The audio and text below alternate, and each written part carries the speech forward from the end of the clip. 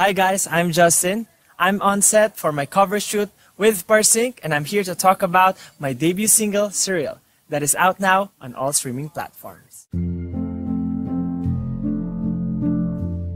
Surreal is about having someone who imagine things the same way that you do.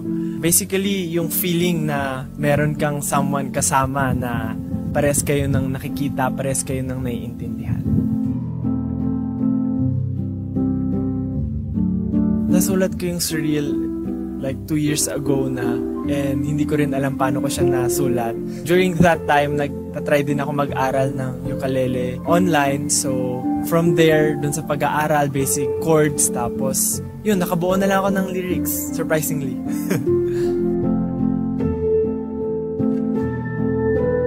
For me, as a very creative, imaginative person, parang nakaka-relate ako kasi mahilig ako mag-imagine and natutuwa ako whenever I met someone na merong same wavelength with me na parang may na-imagine ako, ikwento ko sa kanya, tapos sabi niya, ay, oo nga no.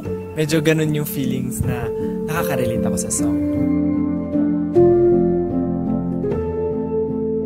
Yung debut song ko is very significant for me kasi parang ito yung mark na nag-try akong mag-stand alone outside SB19 or as a solo, as a Justin. Very challenging, but it's something na magiging very memorable.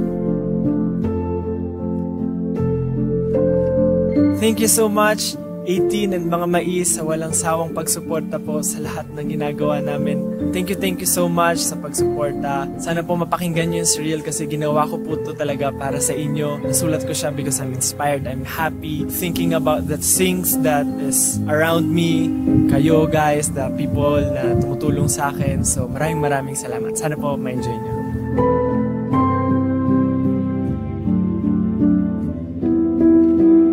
Once again, I'm Justin. Catch me on the latest issue of Parsync. Pre-order your copies now at parsyncmarketplace.com to read my exclusive interview. Be in sync with Parsync.